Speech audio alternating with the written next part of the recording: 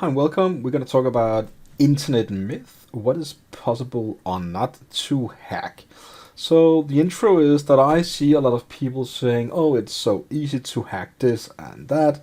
I use my flipper, I use my keyboard, I use any program for Linux Kali and whoopsie boopsie, I have access. So let's talk about this for real now, what is really possible to do and what is not possible to do. Now, the very first one I'm going to talk about is hacking traffic lights is easy. Well, it is theoretically possible to hack a traffic light. I would like to say that. But it does require specific knowledge about the system. Right, it requires some physical access, first of all, also some sophisticated tool, and of course, it's very illegal to do it, so don't do that. Now, there is no Wi-Fi interaction or Bluetooth interaction with traffic lights. They are all monitored and controlled through wires and internal circuits. Straightforward, simple, really, but controlling them, nah, not really gonna happen. Does it exist that there are some digitalized, traffic lights that is possible to hack via Wi-Fi and stuff like that? Well, I'm not rejecting the fact that there might be some digital traffic lights, but are they actually on a Wi-Fi network that is easy to hack? Well, not really. So let's talk about that. Let's talk about you can easily hack any Wi-Fi network. First of all, that is not true. If the Wi-Fi network you visit is using the old encryption type called WEP, that is fairly easy to hack and is 100% rate if you are close enough to exchange a certain amount of packets, then it's 100% no matter how hard the password is. It is a flaw in the protocol, it's not used anymore, not implemented anymore. However, it does pop up here and there if you visit some places, in a city and someone have an old Wi-Fi access point, that might be it. But most occasions that most people using WPA2 today and few using WPA3, which is gonna make it even more impossible to do real Wi-Fi hacking. So hacking Wi-Fi is not that easy as it seems. It's easy enough to capture a handshake, and if that handshake is constructed with a poorly chosen password, and then you can offline crack it. That is WPA2 password, by the way. It doesn't require real access to the access router, which WPA3 does. I talked about that in another video. Go search my channels for Wi-Fi, WPA3, stuff like that. You're going to find a lot of information. But, if you have a WPA2 network and your password is password 123456, then it is easily hackable. But taking into consideration that most people are using some 10 to 12 to 16 digits weird password, they get behind the router from the actual ISP. These days, at least in Denmark, they do that.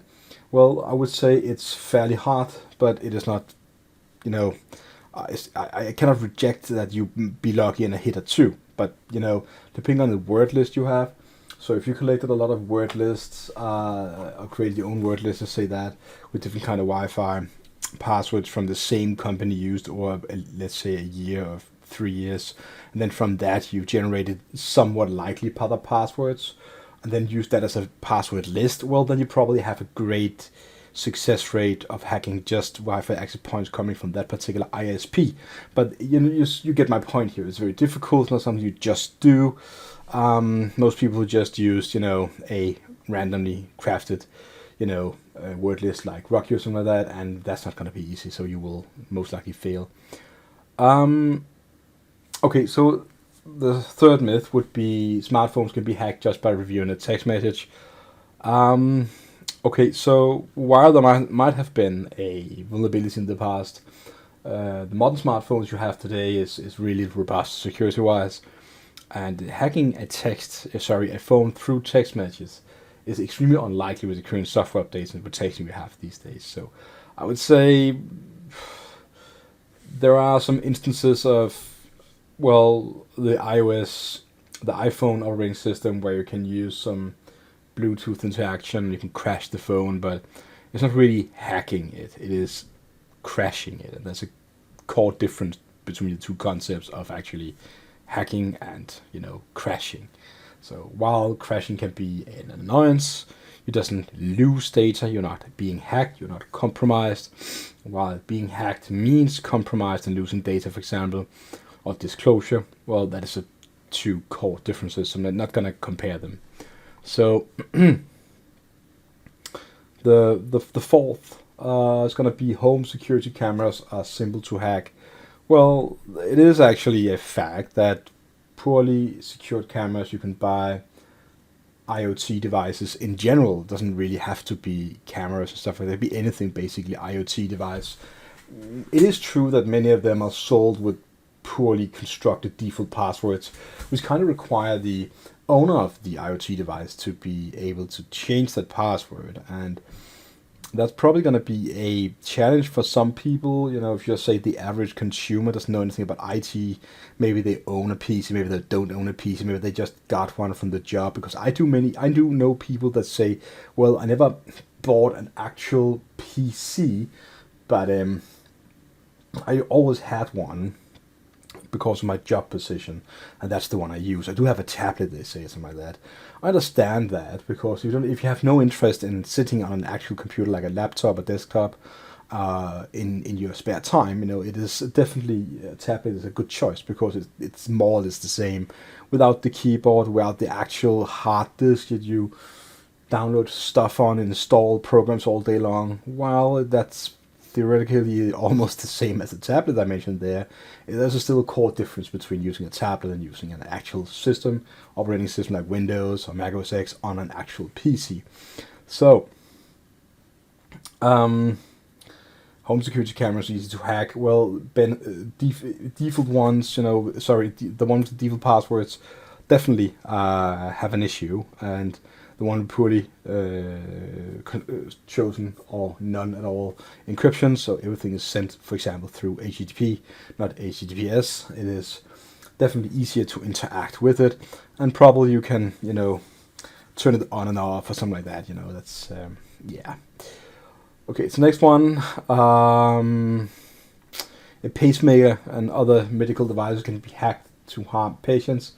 Well, so while there probably have been, probably are, potential vulnerabilities in pacemakers and similar devices, hacking these devices require a particular proximity to the, sophisticated equipment. You have to be very close. Of course, you can take something like electromagnetic interference device, very powerful one, and everything will be like stunned in a way. Yeah, but hacking it, no. Disrupting it, yeah, but you need to be very close, and that's probably going to be a little hard. So I wouldn't say that's a feasible choice to do. So next one is going to be ATM machines can be hacked remotely. Well, most ATM hacks require physical access, first of all.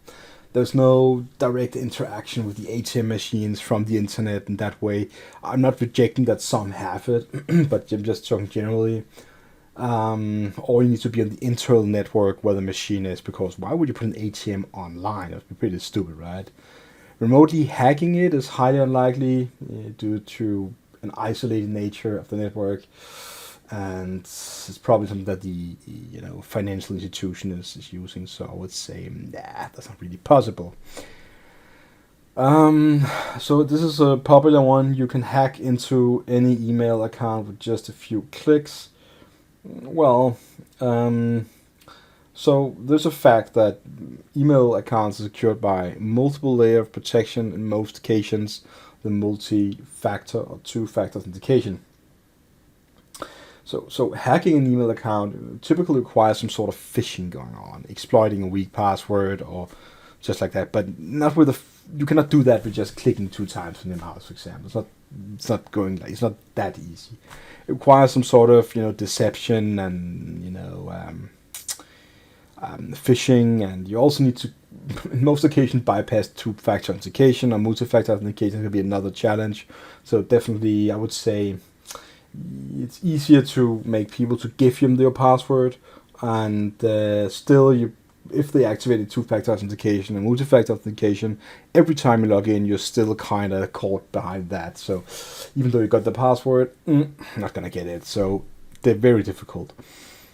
Next one is gonna be hacking social media accounts as child play. Well, social media is actually one of the systems that invested heavily and most on security and most in the online system we see these days. So I would say while some accounts get compromised, it is often something that is from a phishing email, and people they do something. They can also be social engineering. They're actually letting people in by themselves, sharing a password. We heard that before. People are not too keen to say that, oh, I shared my password, so that's why I got hacked. They just share. It's not hacking. So is it then hacking? No, it's just sharing and stupidity. It could also be weak password, but it's not just simple hacking. It's just, there's so many videos on the internet, on YouTube, saying that this is how hackers do. It's like, yeah, some of them, like, this is how hackers brute force a web formula, fine. But this is how hackers hack any website. That's not really going to happen.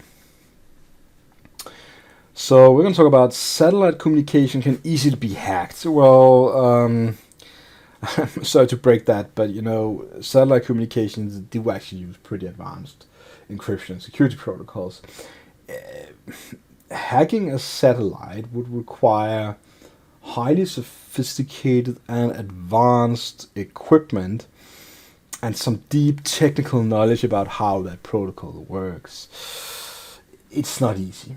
Is it doable? Well, in theory, everything is doable, but it just requires so many things to know, to do, and you cannot just do it. The last one I'm gonna say, like, can you hack into a car and control it remotely?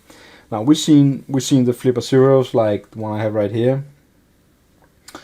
Hacking cars, opening cars, and while that is true to a certain degree, if you actually recorded the key fob, like this one here on my car, to the flipper, then you can open it X times that you recorded X open signals, because it relies on rolling codes. So basically, modern cars are pretty complex. They are isolated networks for critical functions. And it is true that some researchers demonstrated some vulnerabilities by hacking a car remotely, but in most occasions it requires some physical access through a USB port, something like that, or you can tap into the internal network of a car. But just directly hacking it, controlling it, no, not really possible. So this is a myth that I would share to you today, and I'll just talk about them as a security professional and a professional hacker. You cannot just do that, and I would say, hope you learned something from the video to steer, away from the too easy, this is possible videos on the internet. So please share, and if you have any questions, comment below. I'm gonna return as soon as I can with an answer to you. See you online, and have a really nice day.